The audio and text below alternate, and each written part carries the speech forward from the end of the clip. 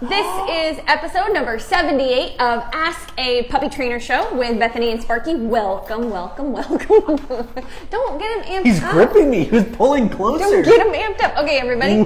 How you can submit questions is you can direct message us on Instagram. Please include the age and breed of your puppy. Here we go. So Dusty is very concerned. I know. He's like, what is it? He's like, I need to help you with this little wild. Oh, look at his little legs. He's so cute. This is Ollie, by the way. Look at him. He swims too. Look. He swims. He's so cute. Oh, he is adorable. Is he new? I haven't met him. I think he's like a week or two in. Oh, he is so cute. He doesn't care about me at all. All right. Oh, you want me to? Don't touch my microphone. What do you want? What are you doing? All right, from Get Sellers. I was thinking, I don't read these long ones. I read them verbatim. They take me like 10 minutes. Tiny one. All right, how do I stop my puppy from eating fast and then she throws it all up? Got a couple options. They have slow bowls out there. They look like little mazes. They look really cool. You put the kibble in. You can even put a little bit of water in there, so they got to chase it around the bowl. Slow feeder bowl. Slow feeder, SLO. And then usually it'll pop up. You can do a snuffle mat, and that entertains the brain as well as letting them kind of dig around for their food. I like sniffle mats. It does build some drive, but also is almost like therapeutic a bit too. So that's a fun one. If you don't want to spend any money on something, what you can do is just take a towel and do just a string of kibble, do a roll, string of kibble, do a roll, string of kibble, fold it over. And there you go. That might take a little bit more dry, like of a drivey puppy. But if your puppy is horking it down that fast, then they'll dig at that then towel. The towel might be the best option. Just always use the same towel. You don't want your puppy thinking they can like go pull the dish towel down and scratch it up to find magic kibble. So keep it to be the same towel. You can also do the rolly ball, which is like a little ball that's got like a little opening that they got to bite into to release kibble. I don't like those in crates because it sounds really loud and annoying. And then there's one more I was thinking. I don't like anything where your dog has to chase down their food. I think that type of enrichment is too drive based. Yeah. So I'm not a fan of that. Let's stay away from puzzles. He's right. I mean, that's another thing that you could do, but usually I'll do that kind of stuff to try to encourage dogs a bit more. So motivate them. Yeah. Kong is hard because the kibble falls out unless you mix it with wet food. Yes. Which reminds me, if this dog is like eating dry kibble, this puppy is eating dry kibble and then drinking water and throwing it up, what you could try to do instead is take that kibble, let it soften already in water, like let it get spongy, and then you could put it in a Kong, and that could work as well. It breaks down inside their belly quicker too, so they're less likely to throw it up. The final one I'll give is what we do here at Puppy Academy besides the slow bowls, which is we take a large bowl and we put the food in the small bowl, and I flip the large bowl on top of the small bowl that holds the food, flip it back over and put a little bit of water on the outside like a moat, and it creates a suction. So when they want to try to get that bowl out, they can kind of push it against the side. It lets out one or two pieces. Oh, we lost you. Wait for it to come back. It lets out one or two pieces. Oh, we lost you again. Wait for it to come back. And then it kind of comes back and they... Sorry, I don't know if it skips what we said when it messes up, or if they got all of that. I think it probably skips it. Do you want to go through it again? Nope. No, I didn't think so. I didn't even understand what he was saying, so maybe that's small bowl, large bowl. Kibble in the small bowl, large bowl goes on top. Then you flip it, so all the kibble's into the small bowl, put a little bit of water in the large bowl, creates a little moat around the island, and then they got to push the bowl against the side, the small one, to release a kibble or two at a time. Oh, that's for really drivey dogs, but they got to work for it. Nice. I didn't catch that you leave the small bowl in there. Mm-hmm. And then I also like to get the large bowls that have the rubber on the bottom. Can't leave them alone because they'll chew it, but they can't push it in the crate as easily. Yeah. So it prevents from what she said, which is them chasing it around. Yeah. Unless you got a lab, they'll chase everything around. Here, take little Ollie. He's calmed down. What's up, homie? He's so cute. Okay. Cassie says, I have a question for you. My mini golden doodle is 9 months old, so we got an adolescent dog here. I point that out because our answers for dogs usually 16 weeks and under are different, 16 weeks and older. I've had him contained in the kitchen, but I want to get him ready of the gates, probably free of the gates. How do I start letting him have more space in my house? My kids want him out, but I don't want him getting into trouble, chewing or having potty accidents. I don't want gates in my house forever. Help. Okay. I don't, you know. You say 9 months old or something? 9 months old. Do you want to take that one? And I'll take a portion of it. Okay. Why don't you go first? All right, so basically you want your dog to kind of be able to go in the world and experience more freedom in the house. So freedom in the house isn't freedom to roam, it's controlled free time. So even when I let a dog out of the crate, 9 months old is pretty old to have a dog still behind playpens, if I'm just being honest. And I never used to think that too much until Bethany picked on me more for it and expanded my brain to make me think outside the box. Now what I'll do is That's just because I'm harder on owners for expectations. She is. That's much why. harder than I am. Yeah. But now I'm pretty tough as well on owners. So what I've started doing is I start telling them to put their dog on a leash, and they have the dog out of the crate, but the dog is either dragging it if it's more trustworthy, or you're holding it and you can tie it to a belt loop. You can do a back tie and tether him to like a 50-pound kettlebell, depending on the size of the dog. But you can't do that to the flat collar. It's got to be on the harness if you back tie, just because you want them to do any of that stuff. But you basically teach them what their range is in the area that you spin, and when they start doing things you don't like, you have more control over it. I got a dog that counter surfs. I can either prevent, correct, or redirect away from that counter.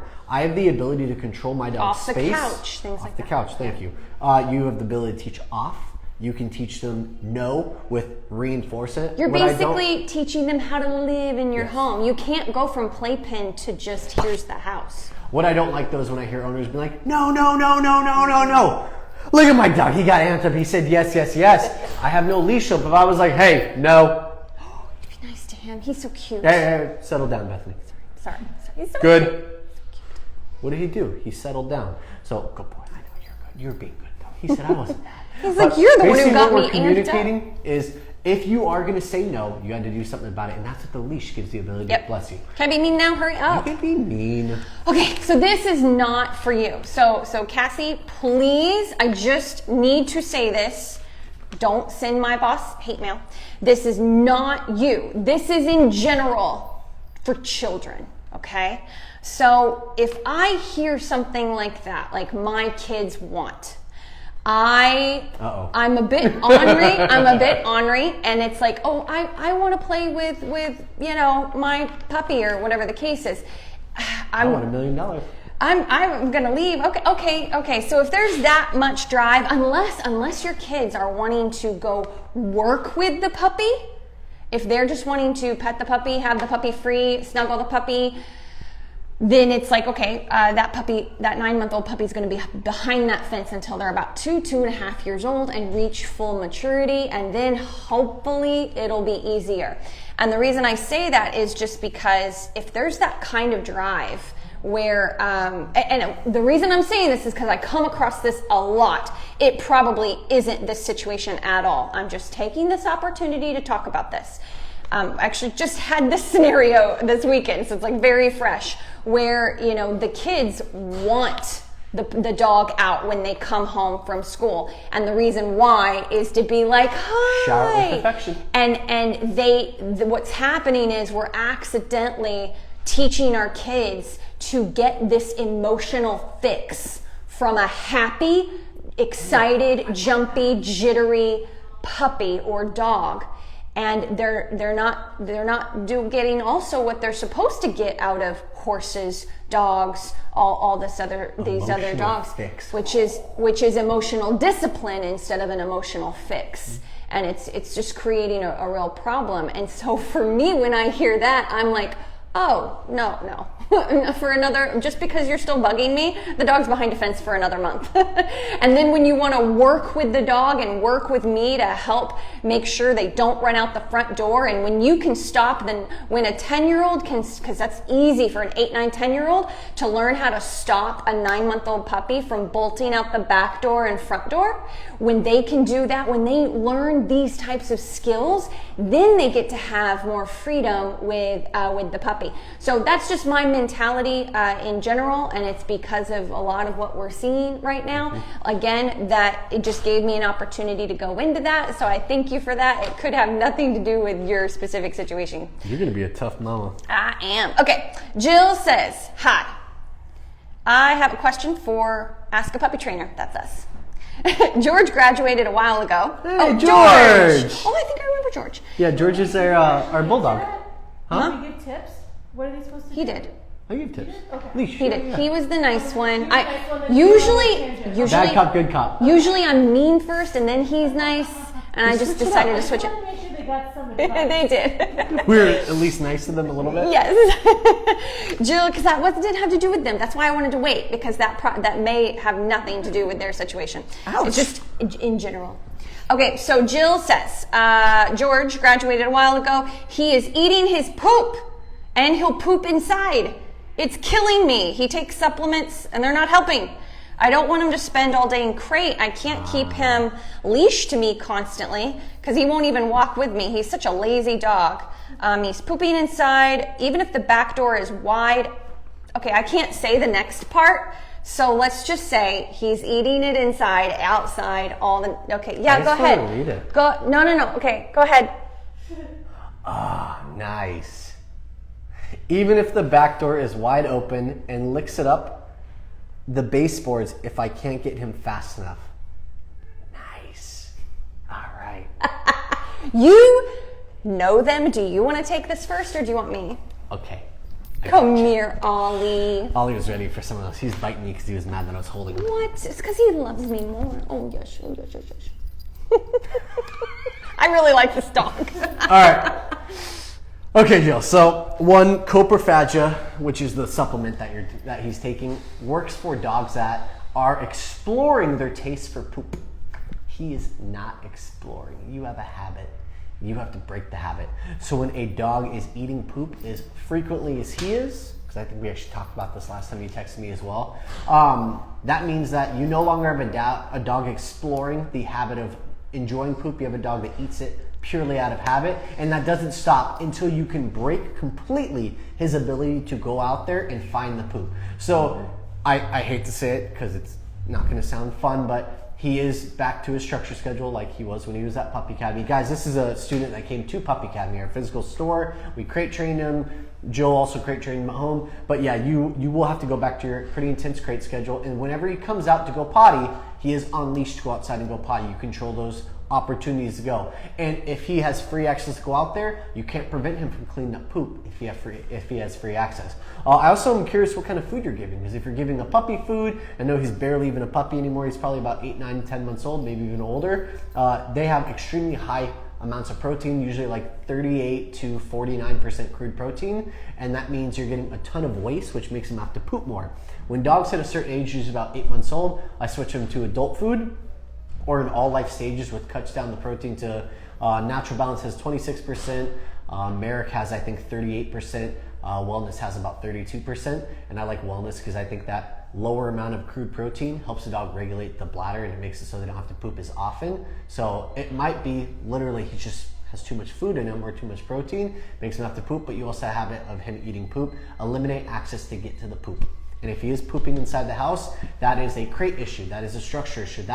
He comes out of the crate, you take him outside to go poop. He doesn't go for you. He goes back in the crate for 15 to 20 minutes, maybe even a little bit longer, and you repeat the schedule until you get him locked down to his schedule. I would say also just for a while at least, you need a strong regular exercise schedule. Mm-hmm. So if you walk him for 20 minutes because he's lazy, so 20 minutes is enough, and he doesn't potty, he doesn't poo, and it's like, okay, so maybe I let him eat, wait 15 minutes if you can do this. I mean, you have to figure it out. Wait 15 minutes, you should be on leash too. Wait 15 minutes with him in crate, then walk him instead of walking him right away, versus feeding him after the walk, which is what we say sometimes to feed after exercise. Well, maybe you should feed 30 minutes before. You know what I mean? So you've got to do some research. You've got to Sherlock Holmes this and figure out a structure schedule and exercise schedule to get him better. Because the first thing we have to do, like he said, is break the habit and find out what works, how much it runs through his system, how long it takes to get him on something to depend on, just like when we potty train dogs. Were you done? I have one more thing to go into. I think for him, Yeah. I know bulldogs also have the stomach flipping issue.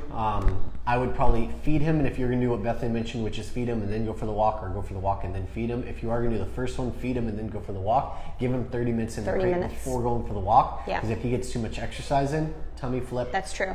Even if it's slow walking, with the heat that we experience in SoCal, they can do the stomach turning. By the way, I don't think this dog's going to last more than 12 minutes outside. Really? Yeah, he barely lasted 8 minutes with us as a puppy. But to me, that is like why some of these habits have happened, because you can't exercise him as long and get it to go through a system. So you might need to, it might be a walk if you're home 2 hours after eating, because he doesn't poop until then, you know? So I don't know, but you have to Sherlock Holmes it, figure it out. And then the other thing I just want to say, do you know about how old this dog is? He's probably about 8 or 9 months old, maybe even older. Oh, he's younger than I thought. Okay. Yeah, he's not even a year old. Well, then you still have a chance. I was kind of thinking this was longer. But he also got very, very sick, got pneumonia. He spent a lot of time inside for a few months. He had prolonged illness. So that also plays a pretty big role.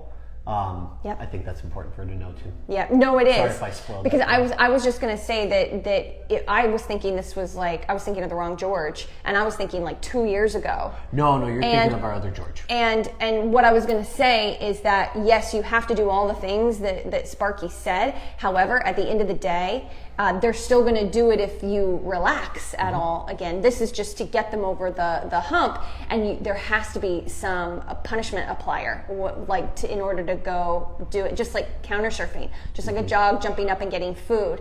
And so that, I was just going to say, that puts us in a different territory that we don't cover on the puppy channel. But since he's under 1, I think you've got a good chance. Okay. You got to buckle down a bit. Mary says, "Hey there." Oh, I love Ollie. Look at him chilling. Like, he's so cool. Okay. The mom's watching this video like, who is that? And he's doing the soft mouthing, not the biting. I love you. Oh, nice. I'm sure that feels great. Mary, yeah, it's not bad. It's fine. It's like the soft, kneading. Yeah, no, I didn't get that, so. Oh, you got the biting. Yeah, it's because he likes me more. We are bringing home a 9-week-old Oscillier, which is an Australian Shepherd, King Charles oh, good God. Are you okay? Yeah, I'm fine. Okay. Over Thanksgiving, I'm in full prep mode, as you should be, Mary. Ooh, I like it. I purchased your online training school. Woohoo! So we'll see you soon. I just sat. Oh wait, Mary. Mary, did we meet Mary? We may have met her last week. Okay. Anyway, I know. I'm trying to see. Mary sounds familiar. Okay. Anyway, I just. You know what? Mary did say last week she submitted a question over Instagram too. So this is probably it. Okay. Hi, Mary. Hi again. So I sat down to do your potty schedule. I'm feeling overwhelmed. I work from home, live in the country. I'm not gone from my house that much. This schedule makes me feel like I'm not going to be able to leave my house ever. No, I'm just kidding. That's not what she said. But for any reasonable amount of time. It takes me an hour just to get to Walmart and back. That's how I grew up too, Mary. Until the puppy's 5 months old. Is this the hard truth, or am I overthinking it? You're not overthinking it, but I will say this. So our puppy potty training schedule, which any of you can DM us for, is to train your puppy how to pee outside the quickest and most efficiently, okay? So, but here's the thing. People sometimes just have to go to work. And so our suggestion when that happens is get a person to come and let out your puppy midday at like the 4-hour mark and give them more space. You could do a crate apartment if you wanted to. You could also just do a playpen or a sectioned off area where puppy pads cover everything, or newspapers. We prefer puppy pads over newspapers. But anyway, and then there's a small corner where they don't have a bed they can pee on, but maybe a towel and some water for when you leave. That's what we usually suggest. But if you even live in a really rural area, unless your mom or your neighbor or something like that wants to come over and let your puppy out midday, that's not even going to happen either, okay? So my point is, any of you out there might have to leave your puppy out for a bigger section of time. And if that's the case, that's perfectly fine. You just have a bigger area, much bigger area. If I had a really, really tiny dog, I'd probably just get a giant crate. But you could do a playpen as well. And you just want to prevent the habit of them going potty on the floor. So you are going to cover the floor in something, preferably puppy pads. But we'll also, if you have carpet, like you have no choice. But are you handing him? Oh, he wants to. So he gets what he wants. That's what we do around here with puppies. So anyway, you can cover the floor in like a tarp or something like that where it's not going to go through to natural wood or carpet. All right? You get rubber mats now. They used to be really expensive. Now you get a really nice rubber mat that's about 10 by 10 for about $35-40 on Amazon. Yep, that's true. It used to be like $200. Yep, rubber mats too. Yep. I was supposed to say one more thing. I'm not done. And so you cover everything with puppy pads, and that way they don't get in the habit of going on the floor. Maybe they chew up the puppy pads. I mean, that's just kind of part of the puppy pad game, or you also get newspaper. those mats that hold the pads down. They just think that's fun. All it is a little tab that they do and stick. They just think it's fun to pull it up. On all four sides. He knows nothing. You gotta tighten them. Anyway, you can do that. What you have to know is that when you come home and you're trying to teach your puppy to go outside, it just might take you longer because they're regularly spending big chunks of time, inside the house. Now, it doesn't. The potty pad. Yeah, getting in the habit of peeing inside. Now, it sounds like that's not going to happen a lot with you. It might just be occasional, but you might have like a few setbacks because of that. It might just not happen as quickly for you. So it doesn't teach the puppy to hold their pee, which is really important to us, especially before like spay for females. Males tend to pick it up pretty easily. But anyway. If you want a better explanation what that playpen crate thing setup looks like, you have the online school. Go to our crate setup or home setup video. I believe it's in like the workshop section where it's like 10 or 12 videos that are like 10-15 minutes each. We actually have It's not the classes, videos. It's individual videos. Yeah, not the classes. Puppyhood Made Easy Library. Puppyhood Made Easy Library. We should just call it a workshop because I call it a workshop every time. Oh yeah, let's just change it. We'll just change the whole thing because of what I call it. But in that video, we actually have 4 different setups or 3 different setups, and we actually show you how they look and how they're supposed to be set up. There you This go. gives you a better idea. Okay. I think Ricky, our puppy, may be done.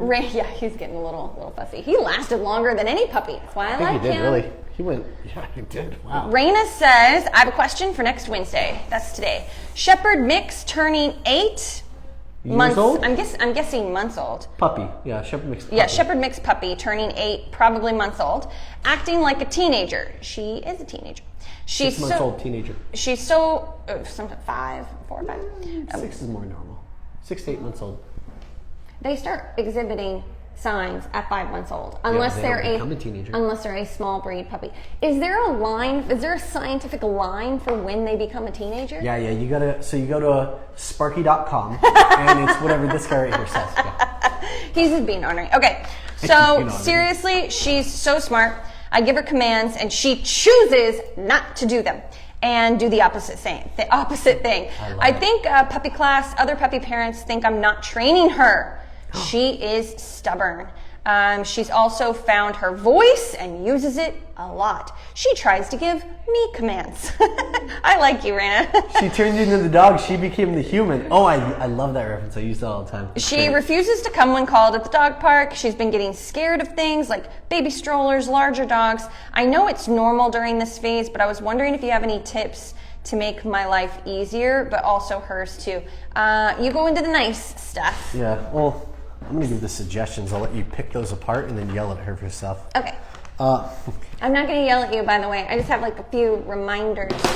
So the commands, you're probably right. She probably is hearing the commands and not listening. Everyone assumes that their dogs like forget the commands. It's not that they forget them. When they hit 5 to 6, 7, 8 months old, they go through adolescence. It's just like a teenager. Yeah. Your teenager still remembers everything you taught them, but you become the devil and they want to do everything but what you said. So in those situations, you need to go back to your basics. You got to have a leash on your dog and you got to use more food. You got to have more of a firm tone. You got to have your leash pressure needs to be stronger than what it is now. When we get our dogs from 4 to 6 months, or like 3 to 4 months old and they're doing great, we loosen up because we're like, all right, they're there. No, they're not there yet. You still got a lot more time. Usually I say I'm going to be using leash training and working towards off leash with like food and just doing really, really clear instructions to a dog till they're about 8 to 9 months old. Mm-hmm. And then I can lax. And then when they start struggling again, I go back to my basics. That's the easiest thing I tell you. Bethany, would you like to pick that apart? No. I got my own stuff. Okay. Oh, love it. So I just want to point something out. Only because this is like another one of those things where this may not be Raina. This is. And don't let your doggy class pick on you. This happens to every dog. Okay. Yes, Raina. Fight the power. This may not be like you specifically, Raina, but I just have to address one little phrase that you said, because so many people say this and it's just not always true in the way that you think it is, which is you think that your dog's ignoring all of your commands in class and at the dog park. Those are the two most like intense levels of arousal you could ask your dog to listen to you. Chasing a squirrel, wanting to play with dogs, seeing other dogs in a class environment when they see it's nice and calm on the sidewalk. You only see one dog every now and then. Now you're in a room filled with dogs, right? So what you're asking of your dog, of your adolescent dog, is actually huge. It really is. It is huge. They're starting to get a mind of their own. They're not this cute little puppy that was happy to follow you around and take food from you. This is a really natural progression. However, if it's not handled properly in some of the ways that he was saying, it'll stay like that and your dog won't listen to you. So yes, it's a phase, it's an adolescent phase, but if you don't adjust to that phase, you're gonna live there forever. And I'm just pointing out that the dog park, the puppy class, the adolescent puppy class, things like that, for some people, that's the hardest time to expect your dog to come back to you. You know, my border collie, he wouldn't have any issue with that. He'd rather come to me than hang out with dogs. But my German Shepherd, Dakota, I mean, it's like, please love me, come on, you love me too, right? Come back to me. It's like, no, there had to be a lot of accountability, a lot of repetitions, working outside of the dog park, letting her say hi if your dog is friendly, letting her go nose to nose through the fence on a long leash, and then calling her back to me. Like that needs to be 75% of your dog park training. Growing up as well, that's a huge portion of it. Yes. On just the maturity, but working on working on the outside of the fence, not on the inside of the fence, because he knows when he comes back to you, you're going to put a leash on him, you know, and go back to your car. So it's like, nope, not doing that anymore. So the first thing I would say specifically for the dog park, we're not dog park fans, but in some areas of the country, they're not like they are here. More rural areas tend to have better dog parks because they're not just getting their exercise from going to the dog park, they're getting other things as well. Right.